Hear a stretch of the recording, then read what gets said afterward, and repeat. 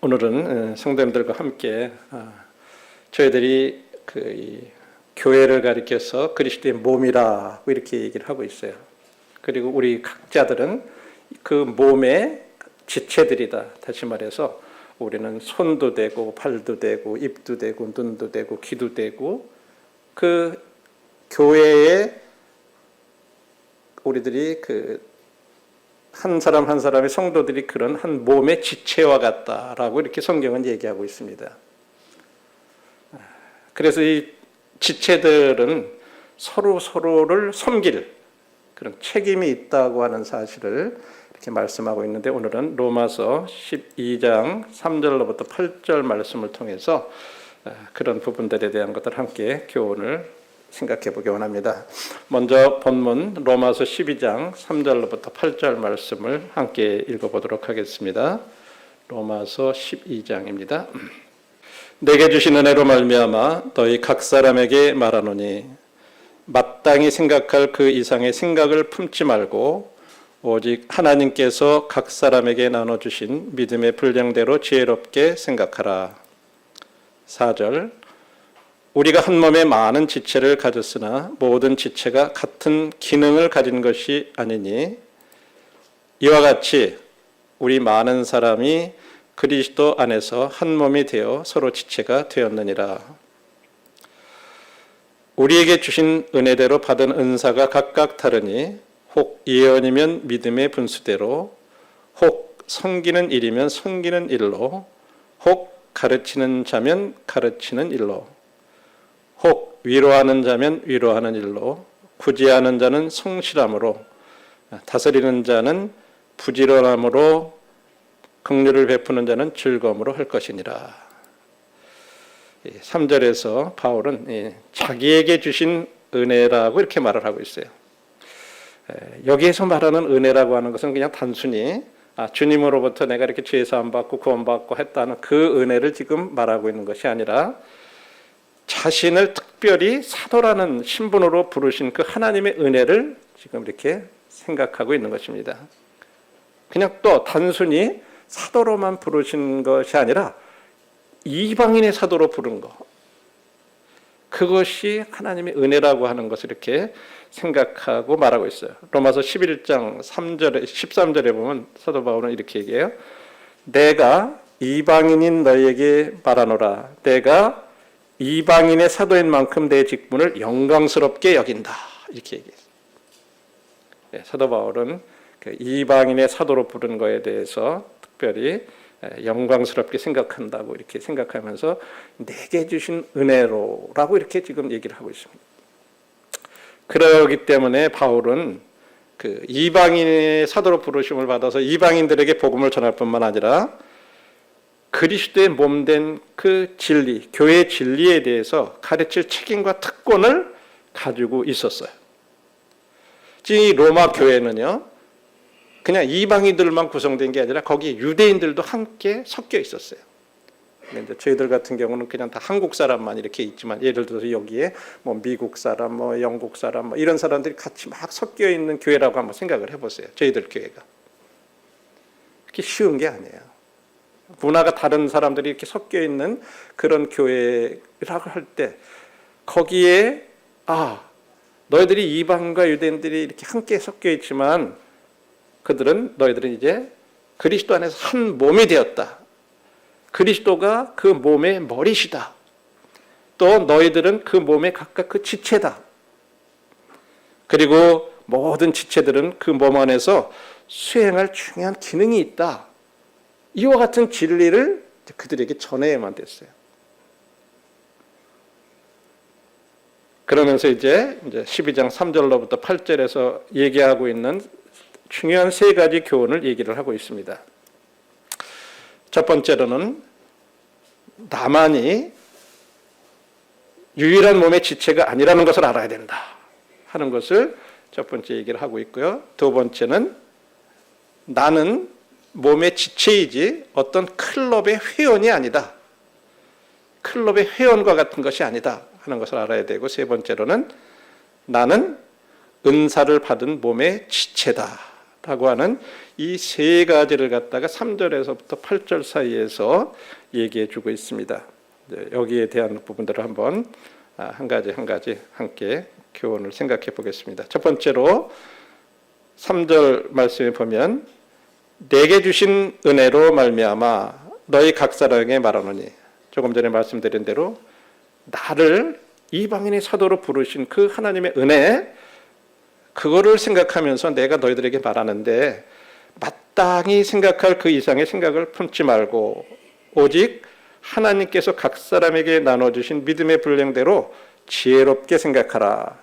자, 여기 조금 전에 말씀드린 유대인들도 있고 이방인들도 있고 거기는 학식이 많은 사람들도 있고 아주 그렇지 못한 사람들도 있고 막 이런 사람들이 섞여 있다 보니까 그 가운데는 어떤 사람들이 그래도 나는 이 몸에서 굉장히 나는 중요한 지체라고 그렇게 생각하는 사람들이 있었던 거예요. 또 나는 믿음이 좋고 근데 저 사람 볼 때 별로 믿음이 안 좋은 것 같고 어떤 그런 생각을 해가지고 나만 믿음이 좋은 어떤 그런 식으로 생각하는 사람들, 그런 사람들이 있었던 거예요. 거기에 대해서 지금 사도 바울이 너만 네가 그렇게 몸에 어떻게 중요한 그런 지체라고 생각하지 말아라 하는 것을 첫 번째로 얘기해 주는 거예요. 마땅히 생각할 그 이상의 생각을 품지 말라는 말 속에는 너만 그렇게 중요한 존재고 너만 그렇게 믿음이 좋은 존재라고 그런 지체라고 생각하지 말라는 그런 의미. 몸의 각 지체에게는 하나님으로부터 일정한 분량의 믿음이 주어졌다고 말을 하고 있어요. 다시 말해서 우리 성도들에게는요, 교회 안에서 이 각각의 성도들은 그 믿음의 분량이 서로 다 다르다고 하는 거예요. 그 믿음이 좋은 성도들도 있고 믿음이 좋지 못한 성도들도 있고 그게 다 다르다는 거예요. 그런데 그런 걸 생각을 이제 해야 되는데 나만 뭔가 난 믿음이 좋고 성경도 많이 알고 그러니까 내가 더 중요한 지체고 그렇게 생각하지 말라고 하는 거죠. 그러면서 여기 보라면 하나님께서 주신 믿음의 분량대로 지혜롭게 생각하라 이렇게 얘기했지 지식의 분량대로 라고 말씀하시지 않았다고 하는 거예요. 지식의 분량이 아니에요. 내가 얼마나 성경을 많이 아느냐 그게 아니라고 하는 거예요. 이 부분이 우리들에게 굉장히 중요해요. 어떤 사람들은 내가 성경도 좀 많이 알고 많이 공부하고 막 그랬다고 생각해서 내가 이 몸에서 더 중요한 지체라고 생각하는 그런 경향이 우리 사람들에게는 때로 있는 거예요. 그래서 내가 그래도 적어도 어디에서 공부했고 뭐를 이렇게 공부했고 뭐 어떤 학위를 가지고 있고 어떤 자격을 가지고 있고 그러면 다른 지체보다도 내가 더 중요한 사람이다라고 이렇게 생각하는 경향이 있다고 하는 거죠. 절대 그렇지 않다고 하는 거예요. 때때로 우리들 주변에 그런 모습을 보이는 분들 있어요. 그래서 자기들이 뭔가 좀 더 이렇게 배웠기 때문에 자기들이 하나님의 일에 대해서 더 많이 안다고 생각하는 그런 사람들도 있다고 하는 거죠. 그런 사람들의 특징 가운데 하나는 어떤 것이 있냐면 굉장히 자만심이 많아요. 그래가지고 어떤 성도들에게 뭔가 이렇게 연약한 것을 보면 못 참아.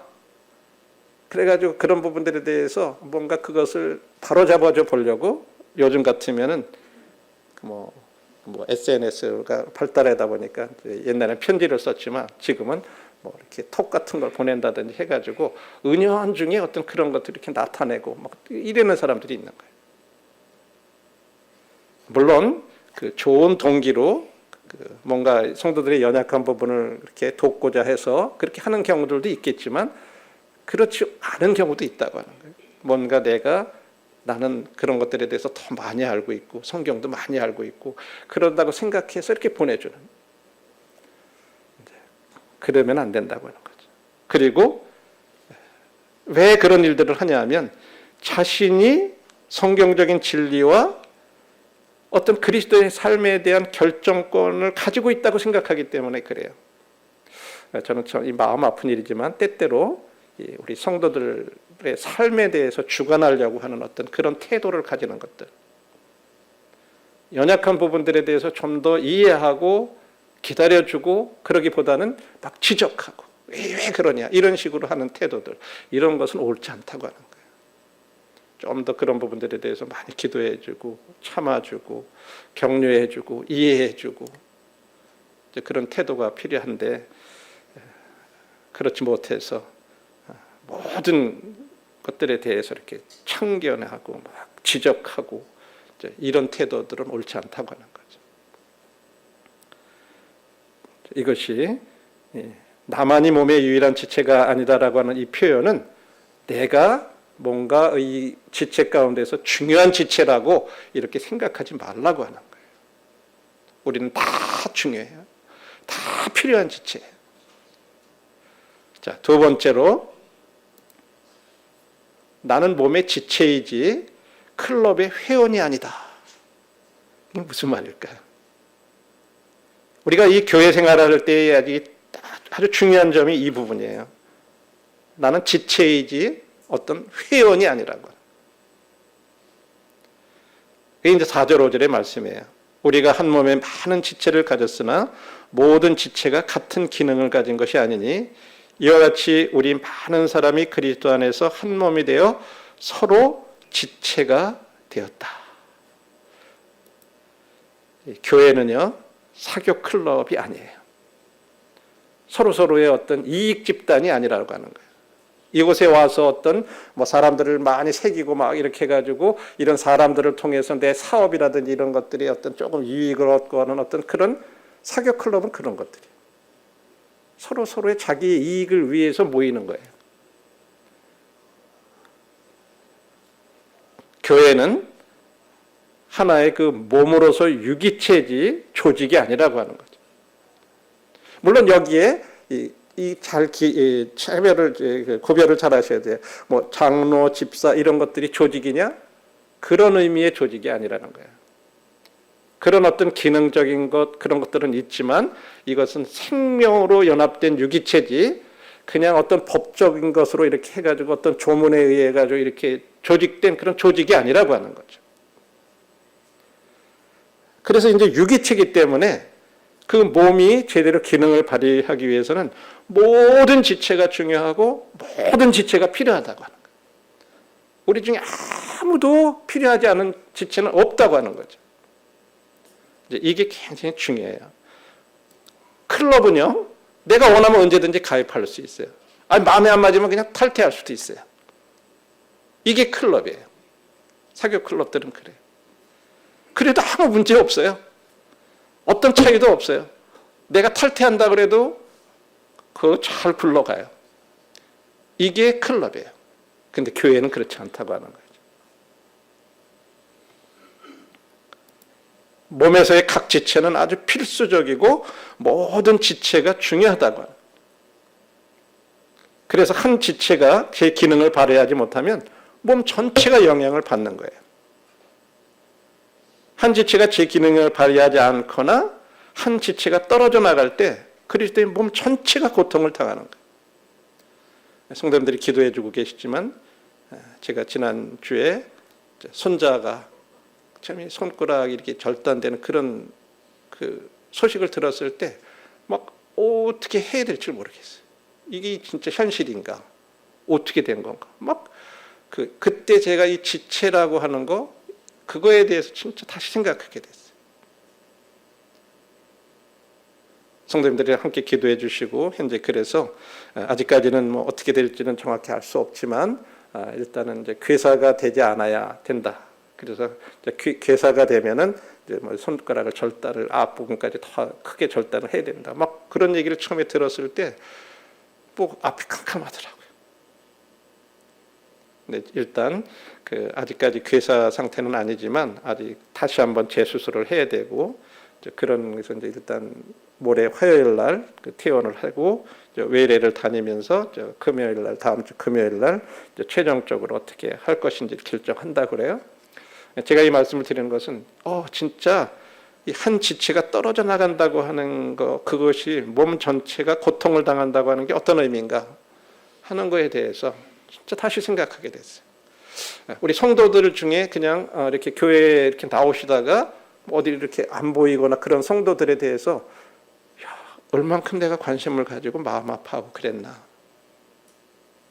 이런 거에 대해서 다시 생각해 보게 됐더랬어요. 또 하나는, 한편으로는 우리는 자신이 마땅히 생각해야 하는 것보다 더 중요하다고 생각하지 말아야 되지만, 앞부분에서 말씀을 드렸는데 또 반대로 덜 중요하다고 생각해서도 안 된다고 하는 거예요. 저 성도나 저 형제님들은 저렇게 장로나 집사로 이러니까 더 중요하고, 나는 뭐 교회에서 별로 하는 것도 없고 그냥 뒤에서 이렇게 있으니까 나는 별로 중요하지도 않은 존재야, 이렇게 생각해서도 안 된다고 하는 거예요. 우리가 그리스도인이라면 우리는 모두 다 그리스도의 몸의 한 지체라고 하는 거죠. 그래서 몸이 제 기능을 발휘하기 위해서는 모든 지체가 중요하다고 이렇게 말씀하고 있어요. 그래서 한번 이런 부분들에 대해서 내가 진짜 지체로 나를 생각하는지 그냥 하나의 회원처럼 생각하는지 하는 게 어떻게 나타나냐면, 내 삶이 뭔가 성도들에게 밝히 드러나지 않고 뭔가 은둔하는, 감추는 이런 그리스도인들, 그런 삶을 살아가면, 예를 들어서 주일 오전에 그냥 예배 드릴 때만 잠깐 이렇게 와서 보인다든지 말씀을 들은다든지 이럴 때만 이렇게 그냥 나타나고 나머지 이렇게 별로 교제권 가운데서 잘 어울리지 않고 이래서 보면 은둔하는 거예요. 그럴 경우에 우리들이 이 교회 생활의 어떤 성경적인 개념을 실천하고 있는 것이 아니에요. 우리 그런 뭔가 우리들 자신을 이렇게 온전하는 그런 그리스도인이 되어서는 안 될 거예요. 왜? 우리는 몸의 지체이지 어떤 회원의 클럽의 회원이 아니기 때문에 그렇습니다. 그래서 이런 부분들을 우리가 한번 다시 생각을 해볼 필요가 있고요. 세 번째로는 나는 은사를 받은 몸의 지체라고 하는 거예요. 은사를 받은 지체다. 6절에 이렇게 말씀하셨어요. 우리에게 주신 은혜대로 받은 은사가 각각 다르니 그것들을 사용해라. 앞부분에서 우리들이 나는 몸의 유일한 지체가 아니다 하는 거 생각해 봤어요. 나만 그렇게 중요한 지체가 아니다. 그런데 그것만 알아서 되는 것이 아니라 나는 몸의 은사를 받은 지체라고 하는 것을 또 생각해야 됩니다. 우리는 적어도 모든 성도님들 한 가지 이상의 은사를 가지고 있어요. 물론 우리가 내 은사가 뭔지 이런 것들에 대해서 뭐 확실하게 모를 수도 있어요. 그러나 한 가지 우리가 분명한 것은 나는 어쨌든 이 몸의 한 지체다 하는 것만은 분명히 알 수 있어요. 성경이 그렇게 얘기하고 있죠. 만일에 내 은사가 잘 모르겠다 하는 분들은 베드로전서 4장 10절에 이렇게 말씀하고 있어요. 각각 은사를 받은 대로 하나님의 여러 가지 은혜를 맡은 선한 청지기 같이 서로 봉사해라. 여기 보니까 각각 은사를 받은 대로라는 이 말씀 속에는 적어도 우리 각 사람에게는 한 가지 이상의 은사를 받았다라는 것을 말씀해 주시는 거예요. 그래서 그 은사를 받은 대로 서로 봉사해라, 서로 섬겨라, 이런 말씀이죠. 적어도 우리는 최소한 나는 한 가지 이상의 영적 은사를 가졌다라고 하는 것을 먼저 생각하실 필요가 있어요. 이 6절의 말씀에 예언의 은사에 대해서 말씀하고 있어요. 이 예언의 은사라고 하는 것은 하나님 말씀을 전하는 은사를 말해요. 물론 우리 모두 어떤 면에서 크게 작게든 간에 하나님의 말씀을 전하는 일에 참여해야 하지만, 어떤 사람들에게는 특별히 하나님의 말씀을 전하는 그런 은사를 받은 사람들이 있어요. 그렇게 지금 가르쳐주고 있어요. 그런 사람들, 그런 하나님의 말씀을 잘 전하는 그런 사람들은요, 믿음의 분량에 따라서 전해야 된다, 이렇게 말씀하고 있어요. 이게 굉장히 중요한 포인트예요. 믿음의 분량, 말씀을 전하는 사람들이라도 다 각각 믿음의 분량이 달라요. 그럼 자기 믿음의 분량 안에서 전하라는 거예요. 왜 이런 말씀을 하셨을까요? 때때로 우리는 내가 더 크게 뭔가 믿음 좋은 사람처럼 보이기 위한 말을 할 수 있어요. 근데 그러면 듣는 사람들이 들을 때 자기 삶은 그렇지 못한 것 같으면서도 저런 말을 하네? 라고 하면서 그 말씀을 말씀으로 받지 않는 거예요. 그렇지 않습니까? 우리 그런 경험하죠. 그래서 이게 굉장히 중요해요. 그 믿음의 분량 안에서 전하라고 이렇게 얘기하고 있어요. 그 다음에 7절에서는 섬기는 일은 은사에 대해서 말씀하죠. 이 특별히 섬기는 자는 섬기는 일로라는 말씀은 성도들 가운데 어려운 개인들 이런 데 분들을 물질적인 필요를 돌보는 그런 은사를 가리키고 있어요. 그래서 우리 모두들은 어떤 면에서 뭐 앞에 나와서 내가 말씀을 전하는 그런 영적인 은사는 아닐 수 있고 또 주일학교나 학생이나 청년에서 그런 걸 가르치는 그런 은사는 아니다 할지라도 우리 눈에 어떤 그런 것들이 이렇게 특별히 보여. 그런 분들, 이런 은사를 가진 분들은요, 다른 성도들의 필요에 아주 굉장히 더 이렇게 민감한 그런 성도들이 계세요. 우리 눈에, 제 눈에는 잘 안 보이는데 그 성도의 눈에는 어떤 성도들이 어려운 거라든 이런 것들이 다 이렇게 보이는 거예요. 그래서 그런 성도들을 갖다가 물질적으로 뒤에서 보이지 않게 이렇게 돕고 격려하고 이런 은사들을 가지고, 그러면 그게 그의 나의 은사예요. 영적인 은사예요. 섬기는 은사예요.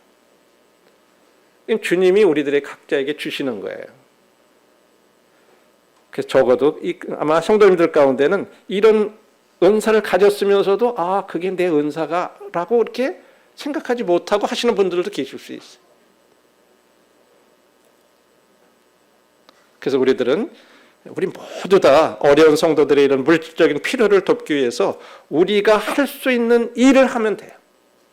내가 뭐 그냥 빚을 내 가지고 그냥 그런 거 이렇게 돕고 그러라는 말이 아니에요. 우리가 할 수 있는 그런 범위 안에서 그렇게 하면 되죠. 그다음에 계속 7절에 보면 가르치는 자면 가르치는 일로. 이 말씀은 가르치는 사람들은 가르치는 데 시간을 보내고 집중해야 된다고 하는 거예요. 성경은 그 원리를 명확하게 얘기하고 있어요. 사도행전 6장에서 말씀과 기도에 전념하고 이 구제하는 일은 우리가 하도록 하면서 이 말씀과 기도에 전념하도록 그렇게 해드리는 것들을 볼 수 있어요. 근데 때때로 이제 이 말씀 전하는 분들이나 이런 분들이 뭐 이런 활동 저런 활동 막 이렇게 해야 되는데 그렇게 못하다 보면 마음의 정죄감을 가질 때가 있어요. 아, 제가 다른 사람들은 저렇게 하는데 매일 책상에 들어 앉아가지고 막 저렇게 뭐 공부만 한다 그러고 어떤 그런 얘기 들을까봐 때로는 그냥 할 수 없이 막 그래야 되는 경우들이 있어요. 그렇게 하지 말라는 거예요. 그런 게 정죄받을 일이 아니라는 거예요. 가르치는 사람들은요, 가르치는 일을 준비하는데 시간을 보내고 집중해야 된다는 거죠. 그래서 만일에 교사로서 부름을 받았으면 예를 들어서 내가 주일학교 교사다, 학생의 교사다, 또 청년의 교사다. 그러면 그 은사의 많은 시간과 노력을 경주하라고 하는 거예요. 그게 잘못이 아니에요. 그렇게 안 하는 게 잘못이에요. 오히려. 나에게 맡겨진 은사대로 그렇게 하지 않기 때문에. 이런 부분들을 그래서 은사와 관련돼 가지고 한번 내가 그런 은사를 받았다 할 때 내가 어떤 은사에 어떻게 내 시간과 물질과 이런 것들을 드려야 될 건가 우리들이 생각해 봐야 된다고 하는 거죠. 그리고 8절에 보면 그 외에도 많은 그런 은사들을 영적인 은사들에 대해서 얘기를 하죠. 위로하는 자면 위로하는 일로. 이건 이제 격려하고 그런 것들을 구제하는 자는 이제 이렇게 어려운 것들을 이렇게 우리 이제 어려운 사람들을 돕고 그러는 걸 구제한다고 그러잖아요. 그다음에 다스리는 자 이거는 꼭 교회에 어떤 뭐 이렇게 주관하고 막 다스린다고 그런 의미보다는 앞서서 인도하는 일들을 하는 것. 그리고 긍휼을 베푸는 자는 긍휼을 베푸는 일. 이 긍휼함으로. 그래서 긍휼을 베푼다고 하는 의미는요.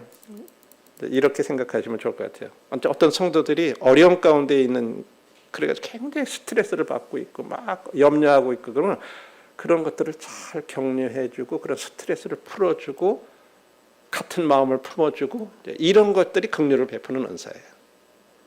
이거 할 수 있잖아요, 우리들이. 그런 어려움 당하는 식구들 관심을 가져가고 찾아보기도 하고 또 연락도 해서 전화로 해볼 수도 있고 그렇게 하면 그것이 우리들의 영적인 은사죠. 자, 이제 이런 것들이 사도 바울이 지금 로마 교회에 지금 막 섞여 있는 문화권이 다른 성도들이 막 섞여 있는 그런 가운데 있다 보니까 자칫하다 보면 유대인들은 유대인들끼리, 이방인들은 이방인들끼리 뭔가 이렇게 갈라질 수도 있고 막 그런 생각 속에서 그런 것들을 염두에 두고 지금 너희들은 그게 아니다. 너희들은 그리스도 한 몸이다. 이제는 몸 안에 너희들은 각각의 지체다.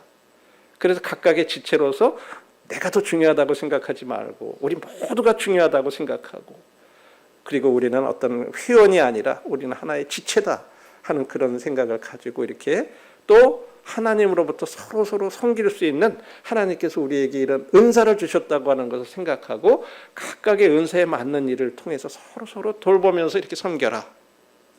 이게 지금 3절로부터 8절에서 얘기하는 거죠. 이런 것들은 이제 오늘날 우리들한테 실제적으로 어떻게 적용할 건가 하는 거 한번 생각해 볼 때 교회가 나에게 무엇을 해줄 수 있는가 묻지 말고 내가 교회를 위해서 무엇을 할 수 있을까 물어라. 그래서 몸이 나를 위해서 무엇을 해줄까 생각하지 말고 내가 몸을 위해서 무엇을 할까를 지체로서 생각하라는 거죠. 이 말은 1960년에 그 미국의 케네디 대통령이 취임사에서 한 말인데 국가가 당신을 위해서 무엇을 해줄 수 있는가를 묻지 말고 내가 국가를 위해서 무엇을 할 수 있을까를 물어라. 이 대통령 취임하면서 그렇게 한 거예요. 내가 대통령이 되면서 내가 국가를 위해서 무슨 일을 할 것인가 이걸 생각하라. 국민들이 나라를 위해서 무엇을 해달라 하는 어떤 그런 것이 아니라 이제 내가 국가를 위해서 무엇을 할 수 있을까 이런 연설을 했는데 이것이 이제 오늘 우리들에게 이렇게 적용해 볼 수 있겠죠. 그래서 이런 걸 생각하면서 그러면 내가 지체로서 그런 은사를 가지고 있어서 근데 그렇게 해야 되는데 내 은사가 뭐지? 영적인 은사가 그럼 뭘까? 여러분들이 이제 그런 생각을 하시게 될 때 말씀은 뭐라고 대답을 하고 있냐면 모든 신자는 한 가지 이상의 영적인 은사를 가지고 있다고 이렇게 답을 하고 있어요. 우리 베드로전서 4장 10절에서 찾아봤어요. 우리 모두에게는 영적인 은사를 한 가지 이상 가지고 있다. 이렇게 성경 분명히 얘기해. 근데 우리는 모른다. 그러면 어떻게 해보냐? 다른 사람들을 섬기는 이 일을 한번 해보라는 거예요. 그걸 알기 원하면. 다른 사람들 섬기는 일에 한번 참여해 보라는 거예요. 어떤 일들이 있을까요? 다른 성도 지체들을 섬기는 일에 대해. 우리 예배당 예를 들어 지금 새로 리모델링 하고 이렇게 이제 구역별로다가 조별로다가 막 이렇게 청소들을 하고 있어요. 지금 최근에 이렇게 이제 사무실에 나와서 있다 보니까 성도님들이 보이지 않게 평일에도 오셔서 자기 구역들을 청소를 하시고 막 그래. 근데 이제 또 모르고 다른 분이 이미 청소해놨는데도 또 하고 막 이렇게까지 하면서 진짜 열심히들 그렇게 하시더라고요. 저희들이 이렇게 좋은 환경에서 이렇게 그 주일날 나와서 예배를 드리고 이러는 것들은 그렇게 보이지 않게 뒤에서 그런 헌신하는 성도들이 계시기 때문에 자기에게 맡겨진 일들에 대해서 충성스럽게 하는 분들이 있기 때문에 그렇지 못한 분들이 있어요. 또 직장 다니시고 뭐 사업하고 그러다 보면 또 굉장히 미안하잖아요. 해야 되는데. 그럼 또 그런 일들을 대신해서 이렇게 해주시고 그래가지고 그런 것들을 서로 보완해 주시고 이게 참 감사하죠. 또 예매당 건물 보수하는 일도 지금 보니까 뭐 다 책임자들을 이렇게 시설부에서 맡겨가지고 뭐 다 그렇게들 알아서들 하고 계신 걸 보게 돼요. 뿐만 아니라 주일학교나 학생이나 청년의 교사들 참 제가 이 청년들 볼 때 오늘 아침에도 그런 얘기 했어요. 우리 교회에서 제일 바쁜 사람들이 우리 청년들 같다. 뭐 진짜 뭐 이게 주일학교 교사, 학생의 청년의 교사로다가 쫓아다녀야 되고 또 청년의 활동해야 되고 막 일주일 내내 바빠서 막 참 그거 보니까 안쓰럽기도 해요. 또 교사라고 아침 일찍이 9시에 나와서 또 말씀도 들어야 돼요. 근데 이런 일들이 지체이기 때문에 지체로서 하는 일들이죠.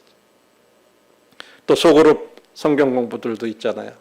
저희들 또 모세오경 공부한도 있고 또 뭐 참여인들 화요일 날 스위트홈 공부하는 것도 있고 뭐 이런 일들 저런 일들이 진짜 많아요. 그런데 여러분들이 이런 일들에 여러분들이 그런 것들이 지체로서 섬기는 일들이죠. 그렇게 할 때 우리들이 내 은사가 뭔지 그런 걸 통해서 알 수 있다는 거죠. 또 재정적으로 어려운 그런 가정들한테 뭐 필요한 거, 내가 농사 짓는 거라든지 또 뭐 이렇게 좀 여유 있는 거 그런 거 있으면 가서 같이 나누고 이런 것들도. 또 우리들 주변에 도움이 필요한 어르신들, 거동이 불편한 그런 분들 그런 거 돕는 거. 우리 오늘 청년들하고도 그런 얘기했어요. 야, 우리 교회에 그 애찬 시간을 좀 보니까 딱 애찬하고 하다 보면은 노성도님들이 저 밑에 가기도 전에 그냥 막 가가지고 앞서서 줄 쫙 서가지고 먼저들 그냥 청년들이 식사하고 야 이런 걸 한번 좀 생각해 보자.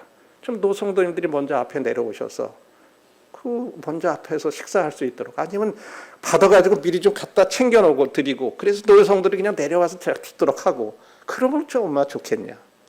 이제 청년들하고 그런 얘기도 나눴어요. 이런 거 작은 것 같지만 이런 게 우리들이 지체로서 이게 필요한 거죠.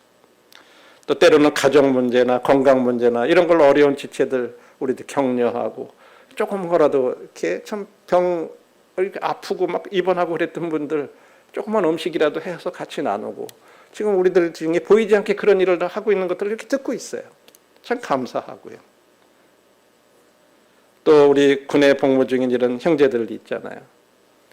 우리는 그런 분들한테 요즘은 뭐 때때로 이제 카톡 같은 거 뭐 이런 거 다 보낼 수 있어요. 그럼 서로 그렇게 해주고 또 선교사들에게 또 선교사들 소식이 어떤지 우리 뒤에 아까 말씀드렸지만 정보지 같은 거 이렇게 와 있어요. 우리가 관심 없으면 그냥 저렇게 계속 쌓여 있을 수도 있어요. 우리가 좀 더 그런 것들도 이렇게 관심 있게 보고 이게 이제 지체로서들이 해야 되는 거죠. 또 사별을 당한 지체들 때때로 요즘 우리 뭐 부모님들이나 자녀들 이렇게 잃은 그런 성도들 그런 성도들 위로하고 이제 이런 일들이 필요한 거죠. 그래서 이런 일들에 우리 단순하지만 이런 일들에 참여하는 거예요. 그러면 우리의 영적 은사가 어디에 있는지 알게 될 거라는 거죠.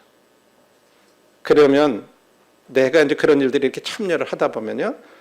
그걸로 인해서 다른 성도들이 위로를 받고 힘을 얻고 어떤 그런 것을 이렇게 보게 돼요. 그러면 아, 이것이 바로 나의 은사구나 하는 걸 알 수 있다는 거예요.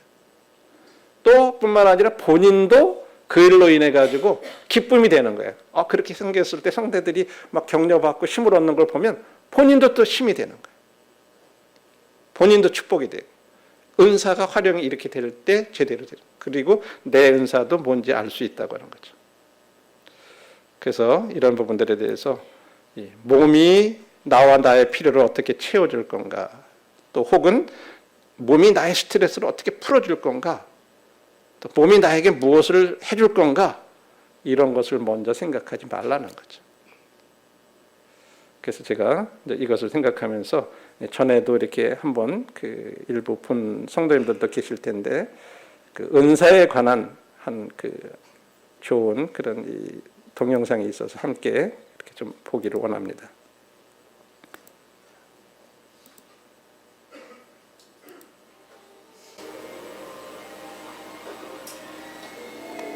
나와 아내는 달라도 너무 다르다. 나는 오른손잡이인데 아내는 왼손잡이다. 그래서 습관에 따라 국그릇을 왼쪽에다가 잘 갖다 놓는다. 별거 아닌 것 같은 그 차이가 신경을 건드린다. 거기다가 나는 종달새 형이다. 새벽 시간에 일어나 설친다. 늦잠을 자면 무조건 게으르다고 여긴다.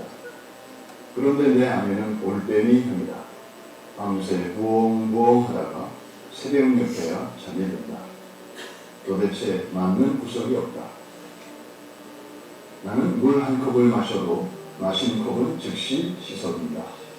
누군가 해야 할 일이고 언제 해도 할 일이며 내가 다시 손을 댈지 모를 일 아닌가 말이다. 그런데 내 아내는 그게 안 된다. 찬장에서 꺼내 쓸 그릇이 없을 때까지 꺼내 쓰다가 한꺼번에 씻고 몸살이 난다. 나는 미리 준비하는 스타일이다. 그런 나와 달리 아내는 떠나야 할 시간에 화장한다고 정신이 없다. 다가가서 보면 참으로 가관이다. 화장품 뚜껑이라는 뚜껑은 다 열어놓고 있다. 나는 그게 안 참아진다. 나도 모르게 버럭 화를 낸다. 아니, 이렇게 두고 외출했다 집에 오면 향은 다 날아가고 뭐 때문에 비싼 돈 주고 화장품을 사? 차라리 맹물을 찍어 바르지. 거기다 나는 약속 시간에 늦은 적이 거의 없다. 나중에는 견디다 못해 성경책까지 들이밀었다. 여보, 예수님이 부활만 하시면 됐지. 뭐 때문에 그 바쁜 와중에 세마포와 수건을 개켜놓고 나오셨겠어. 당신같이 정리정돈 못하는 사람에게 정리정돈이 얼마나 중요한지 말하고 싶으셨을 거야. 그게 부활의 첫 메시지야. 당신 부활 믿어? 부활 믿냐고? 이렇게 아내를 다그치고 몰아세울 때 하늘의 음성을 들었다. 야, 이 자식아, 사랑은 내가 해라. 이놈아, 안 되니까 너를 붙여놓은 거 아니냐? 사람들이 궁금해하는 게 있다. 나의 은사는 뭘까? 하지만 뜻밖에도 너무 간단하게 은사를 알 수 있다. 내 속에서 생겨나는 불평과 불만, 바로 그것이 자신의 은사인 것이다. 이를테면 내 안에는 물건이 제자리에 놓여있지 않고 종이 나부랭이가 나뒹구는 대로 그것이 눈에 들어오지 않는다. 그러니까 불편한 게 없다. 오히려 밟고 돌아다닌다. 하지만 나는 금방 불편해진다. 화가 치인다. 이 말은 내가 아내보다 정리정돈에 탁월한 은사가 있다는 증거다. 하나님이 이 은사를 주신 목적은 상대방의 마음을 박박 긁어놓고 마음의 상처를 입히는 무기로 사용하라는 데 있지 않다. 은사는 사랑하는 사람을 섬기라고 주신 선물이다. 바로 그때 내가 알게 된 사실이 있다. 내 아내한테는 뚜껑 여는 은사가 있고 나에게는 뚜껑 닫는 은사가 있다는 사실. 그때부터 아내를 대하는 나의 태도가 바뀌었다. 아내가 화장한다고 앉아있으면 내가 다가가 물었다. 여보, 이거 다 썼어? 그러면 뚜껑 닫아도 되지? 이거는? 그래, 그럼 이것도 닫는다. 이제는 내가 뚜껑을 다 닫아준다. 그런데 놀라운 일은 그렇게 야단을 칠 때는 전혀 꿈쩍도 않던 아내가 서서히 변해가는 것이다. 잘 닫는 정도가 아니라 얼마나 세게 잠갔던지 이제는 날더러 뚜껑 좀 열어달라고 한다. 내가 변하니까 아내도 변한다. 그렇게 철들어진 내가 좋아하는 기도가 있다. 제가 젊었을 때는 세상을 변화시킬 만한 힘을 달라고 기도했습니다. 중년이 되었을 때는 내 친구들과 가족들을 변화시켜달라고 기도했습니다. 그러나 노년이 된 지금 나는 나 자신을 변화시켜달라고 기도합니다. 여기까지만 이렇게 보면서 결론 말씀을 좀 드리겠습니다. 좀 짧은 그런 동영상이지만 우리들에게 많은 것을 이렇게 생각해 보게 하고 특히 은사에 관한 이런 부분들에 대한 생각을 다시 그래서 내 은사는 나한테 자꾸만 뭔가 거슬리고 눈에 하는 거 그게 바로 내가 할 은사구나. 그래서 내 눈에 보이는 거구나. 이렇게 생각한다는 게 참 다시 생각이 됐어요. 그래서 결론의 말씀은 나는 이 교회에 이 몸에 다른 지체들을 섬길 책임이 있다고 하는 거죠. 그래서 우리들이 서로 감사하면서 다른 지체들이 나를 위해서 무엇을 해줄 수 있느냐를 항상 그렇게 생각하면 불만스러워. 그런데 내가 다른 지체들을 위해서 무엇을 할 수 있을까를 묻는 것. 이런 마음을 가지고 우리가 형제자매들이 이제 코로나가 이제 됐고 서로 이렇게 함께 모이고 이제 이래서 다시 어떤 이런 분위기들이 이제 함께 모여서 함께 이렇게 예배 드릴 수 있다고 하는 거, 이게 참 얼마나 우리에게 주신 은혜예요. 이제는 다시 우리들이 지체 의식으로서 이렇게 서로 섬기는 이런 일들을 함께 해가서 교회가 다시 주님이 원하시는 그런 몸으로서의 역할을 제대로 이렇게 할 수 있는 저와 형제자매들의 삶이 되었으면 좋겠다 하는 그런 마음입니다.